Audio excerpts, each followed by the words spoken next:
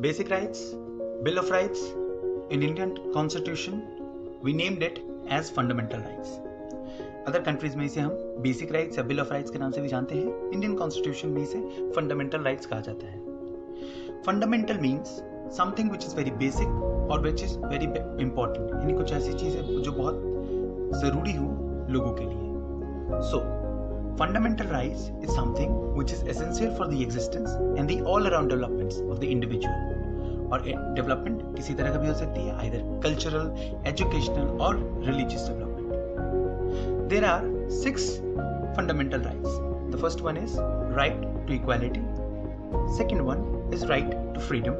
Third, right against exploitation. Fourth, right to freedom of religions.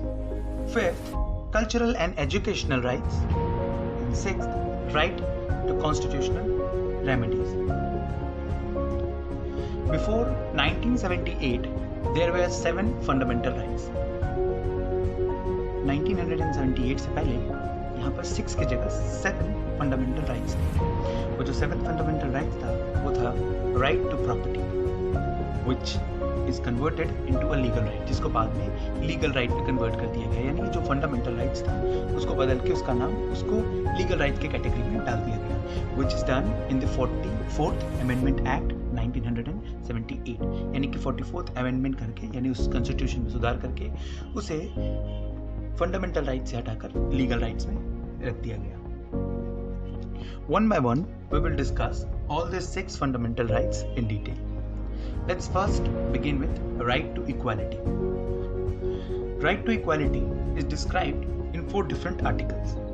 The first one is equality before law. Second is prohibition of discrimination. Third, equality of opportunity in public employment. And fourth, abolition of untouchability. Right to equality कहता है कि सभी लोग के लिए कानून बराबर है, या यूं कहें तो कानून के आगे सभी लोग बराबर हैं. सेकंड, प्रोहिबिशन ऑफ डिस्क्रिमिनेशन, यानी कि किसी तरह का डिस्क्रिमिनेशन समाज में नहीं होना चाहिए, either it is on the basis of colour, on the basis of gender, on the basis of caste और रिलीजन.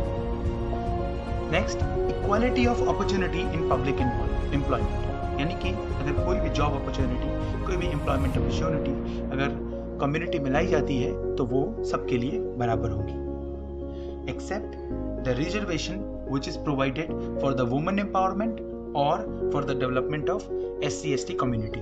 इट मीन्स कि वुमेन को या SC/ST कम्युनिटी के लोगों को अगर समाज में एम्प्लॉयमेंट के लिए कुछ रिजर्व सीट दिए जाते हैं, so it won't be considered as violation, because उनके डेवलपमेंट के लिए ये चीज़ें नेसेसरी हैं, ये पहले ही मेंशन कर दी गई हैं constitution. And the next is abolition of untouchability.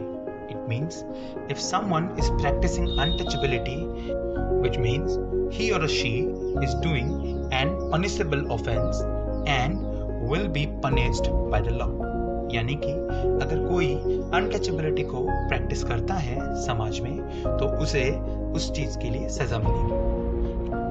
This is not only for the right to equality. ये सिर्फ राइट टू इक्वालिटी के लिए ही नहीं है कि अगर वो राइट टू इक्वालिटी को वायलेट करता है तो उसे सजा मिलेगी, अगर वो किसी भी फंडामेंटल राइट्स को वायलेट करता है तो उसे उसके लिए भी सजा मिलेगी.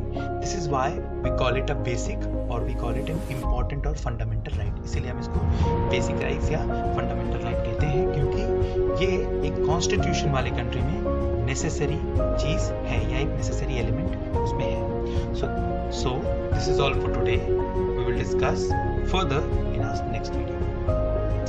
Thank you.